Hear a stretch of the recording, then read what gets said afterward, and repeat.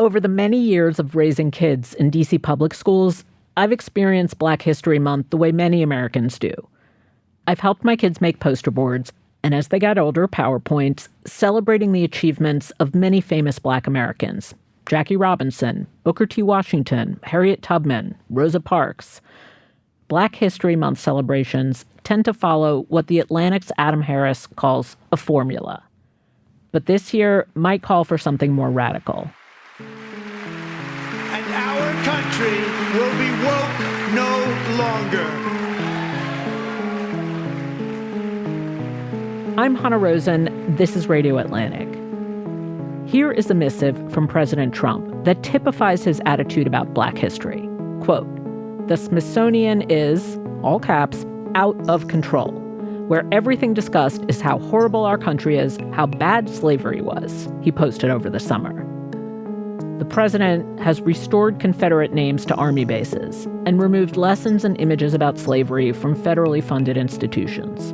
Well, the fight to restore a slavery exhibit in Philadelphia, it is ramping up after it was dismantled last week. Just this week, a federal judge ordered the administration to restore panels at what's known as the President's House in Philadelphia that discussed, quote, "the dirty business of slavery." The federal judge wrote, "An agency cannot arbitrarily decide what is true based on its own whims or the whims of the new leadership." Today, we talked to two of my Atlantic colleagues, writer and podcast host Adam Harris and staff writer Clint Smith, who's also the author of How the Word is Passed, A Reckoning with the History of Slavery Across America.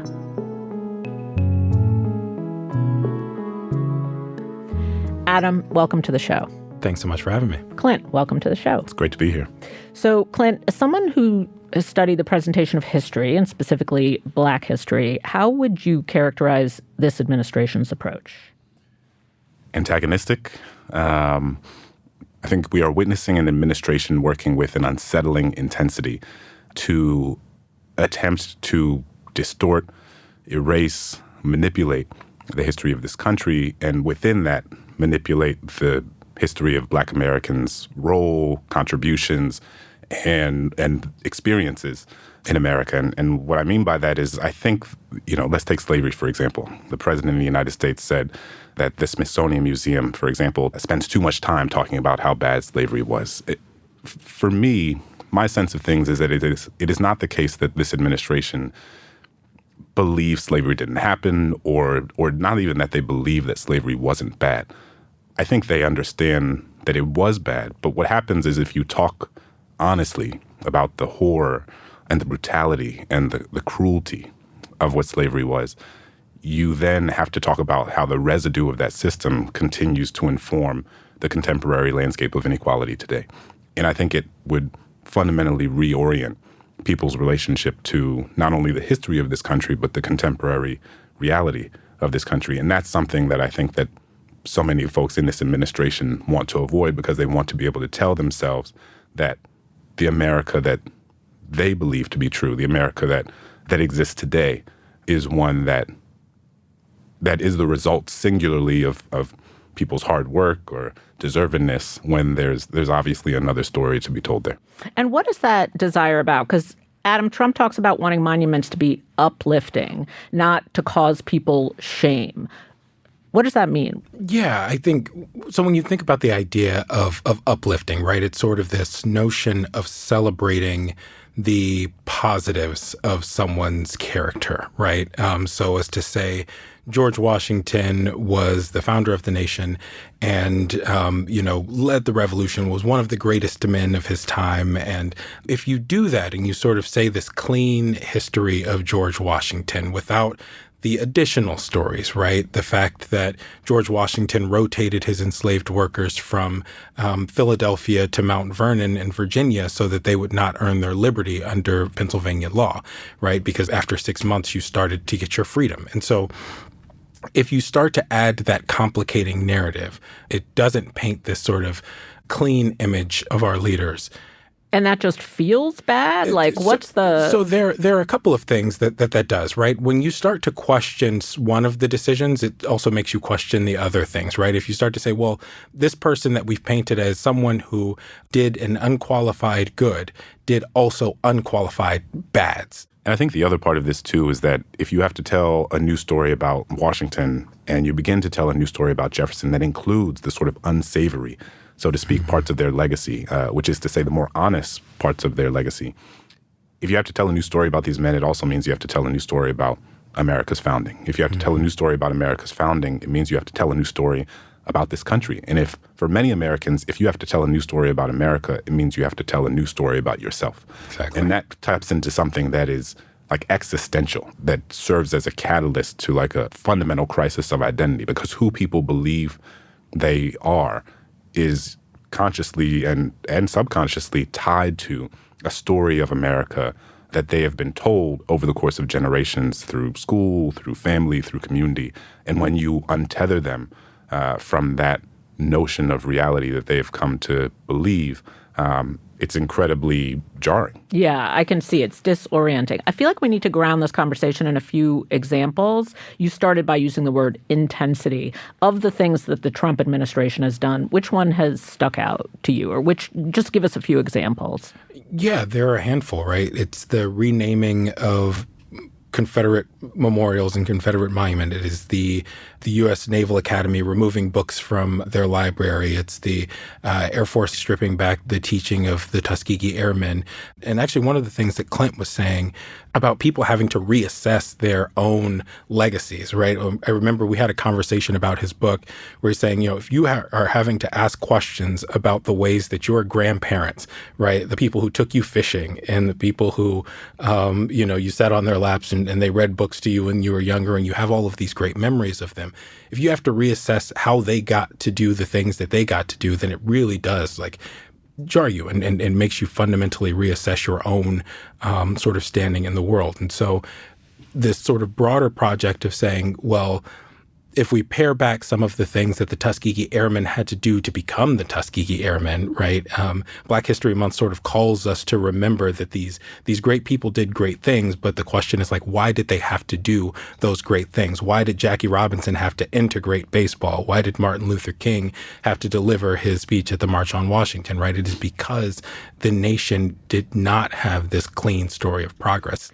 Clint, I'm curious to put this in some kind of context. What the Trump administration is doing now, which you described as having a certain degree of intensity versus previous eras in American history versus Trump 1, because there's always a push and pull. I mean, I imagine countries rarely do just clean memorialization of their sins, Yeah. What's interesting is that this is the pushback against Black progress, Black history.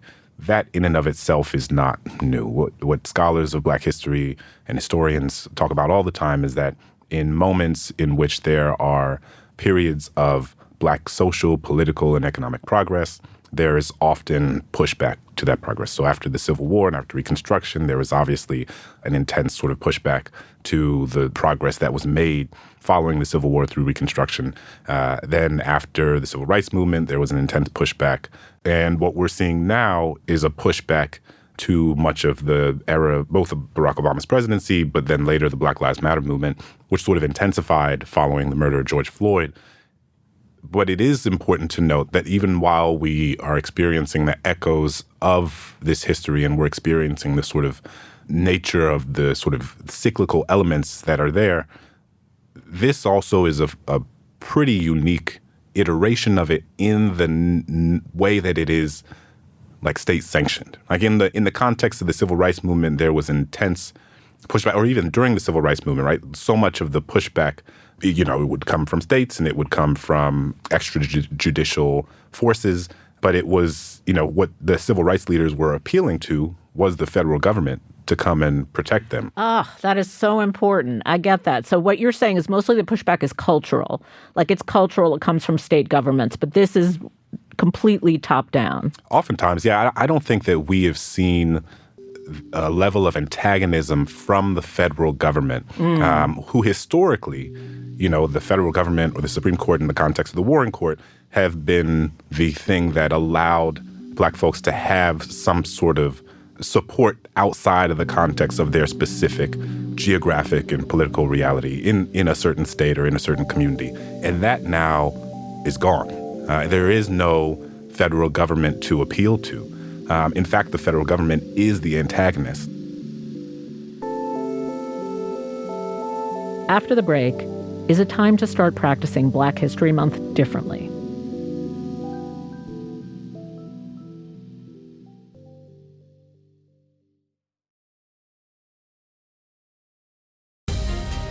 Fox News is now streaming live on Fox One.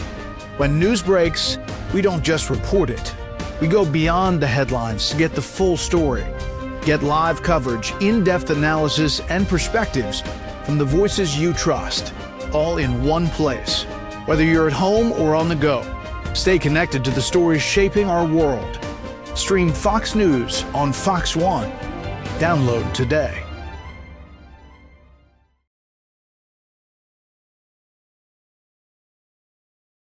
So given everything you both have said, which is we're in this unusual position where the federal government is a major actor in, what do we want to call it, distorting, whitewashing history? Both. Prettifying history, any of those. It's Black History Month, which is this month. In this year, in this moment, is there an argument for thinking of or practicing Black History Month differently? I've been thinking a lot about this. I was recently in New Orleans for Mardi Gras, and I bring my kids. I'm from New Orleans. That's my hometown. My parents still live there. Happy Fat Tuesday. There you go. And I want my kids to have, I bring my kids often to New Orleans because it's a place that means a lot to me, and I want them to have a connection to that city. And one of the things that we did kind of between the celebrations and the festivals and the parades is we got in the car with my mom and went to her elementary school, which is no longer there. It's a school that was called T.J. Semmes.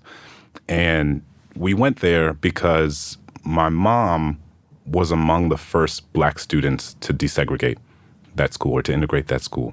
She was there after, there were the 4 little girls, including Ruby Bridges, who integrated New Orleans schools in 1960.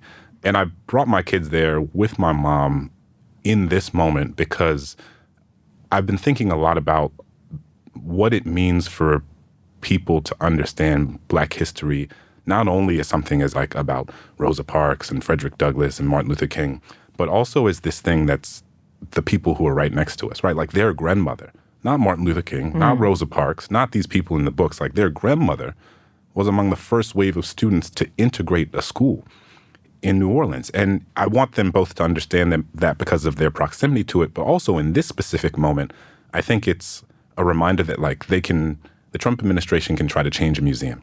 They can try to change how things are taught in school. They can try to take away DEI in higher ed. They can try to do all of these things, but we still, within the sort of micro units of families and communities, still have the power to share this history in ways that I think can be really meaningful for all of us and for young people. And it wasn't just for my kids. Like I got to hear my mom talk about her experience going into this school.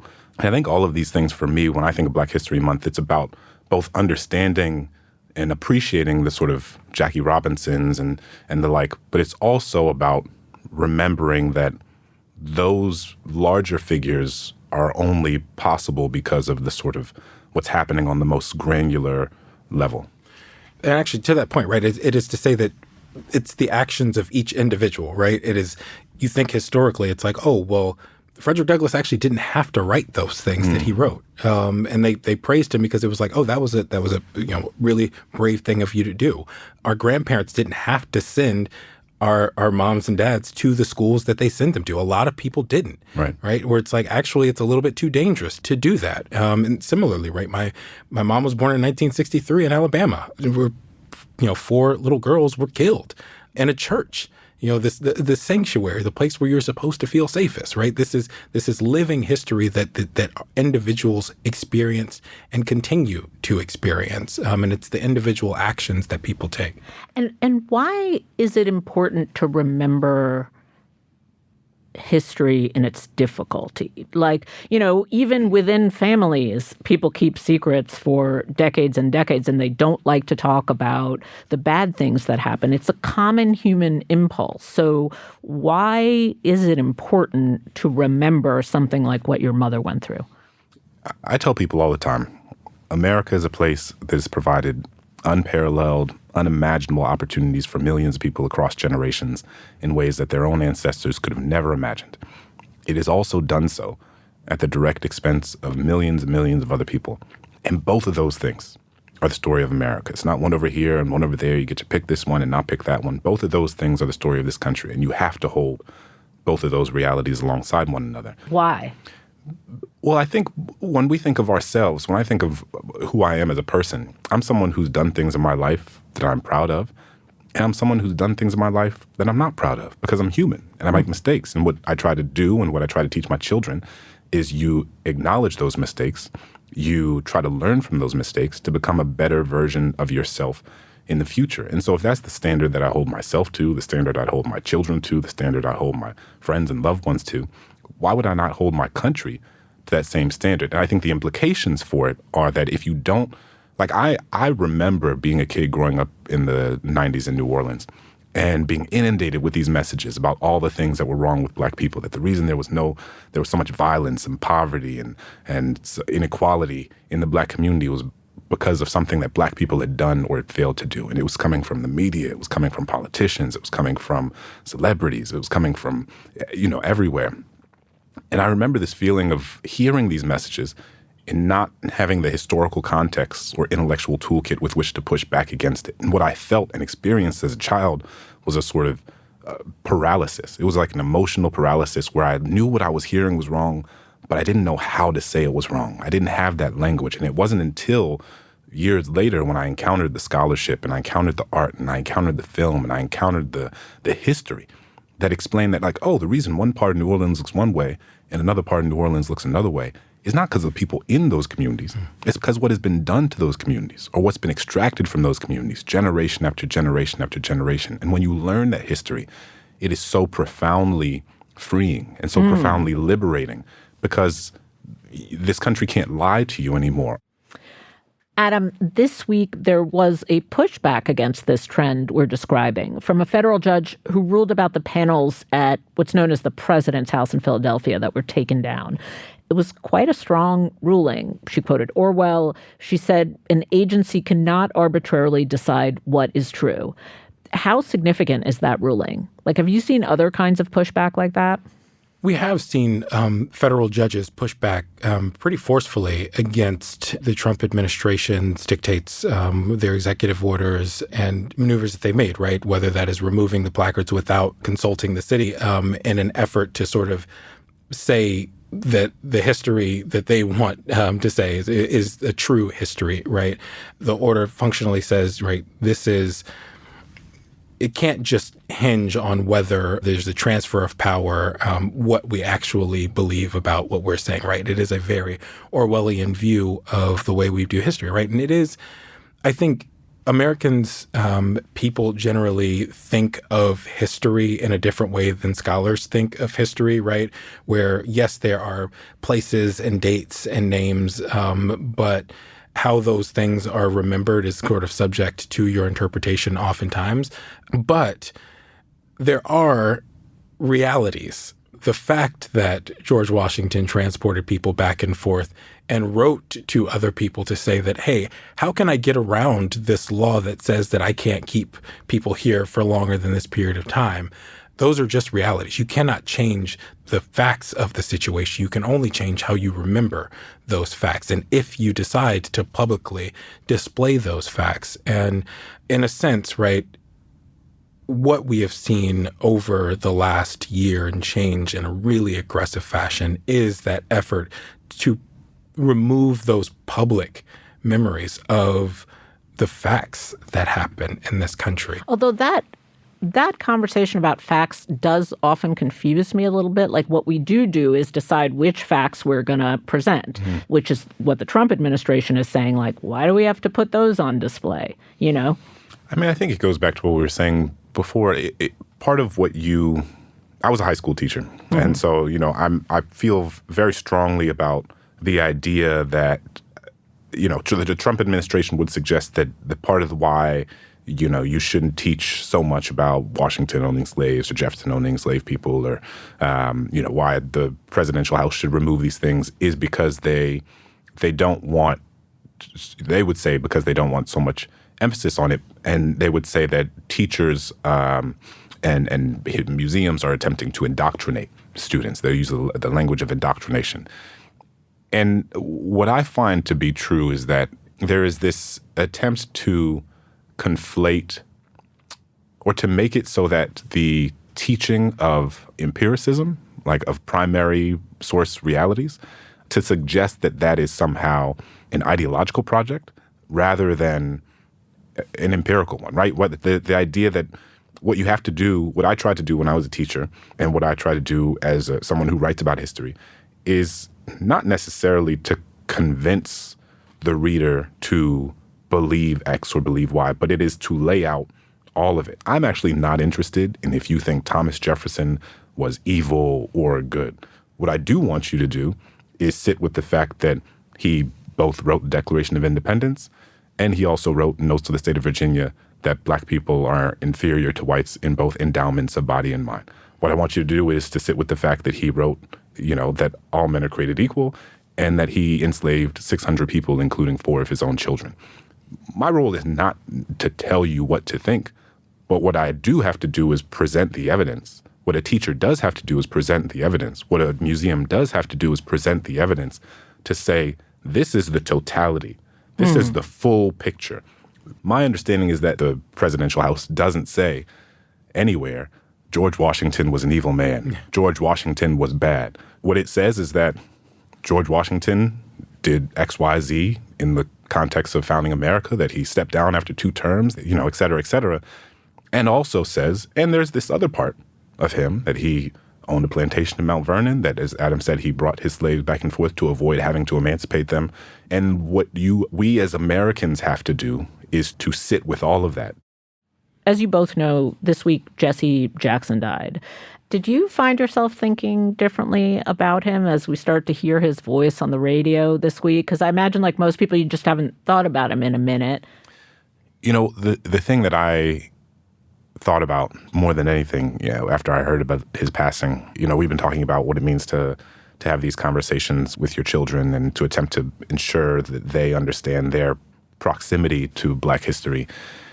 When I told my daughter, who just turned 7, about how Jesse Jackson was with Martin Luther King when Martin Luther King was killed, it blew her mind, right? Because in her mind, Martin Luther King is this guy from like long time ago, right? Like Martin Luther King and Jesus were around at the same time, right?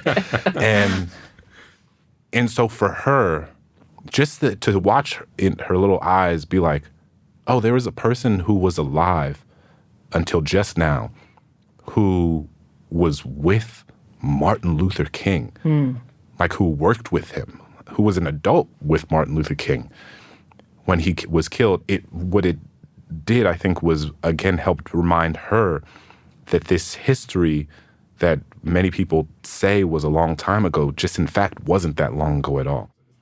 Yeah, I was surprised at my reaction to the I Am Somebody speech, which I heard when I was in college. He came to my college campus. He spoke to us. I may be poor, but I am somebody.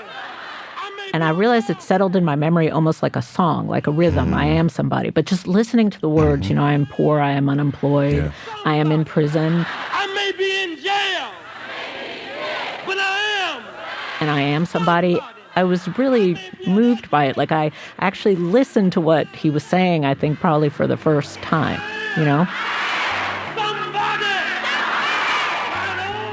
Yeah. It's this idea that history isn't so far away, that we are not living outside of history, that we really are living inside of history, and that his passing really signals that truth continues, and it becomes incumbent on that next generation to pick up the mantle of carrying that truth forward. I've sought to make America better. And how do you make America better? about challenging America to be better and to be good. Thank you, Adam. Thank you so much. Thanks, Clint. Thank you. It's dark, my friends, but don't surrender. The morning comes. I know it's dark, but the morning comes. This episode of Radio Atlantic was produced by Janae West and Rosie Hughes. It was edited by Claudine Abade. Rob Smirsiak engineered and provided original music. Genevieve Finn fact-checked. Claudine Abade is the executive producer of Atlantic Audio, and Andrea Valdez is our managing editor. Listeners, if you enjoy the show, you can support our work and the work of all Atlantic journalists when you subscribe to The Atlantic at theatlantic.com/listener. I'm Hannah Rosen. Thank you for listening.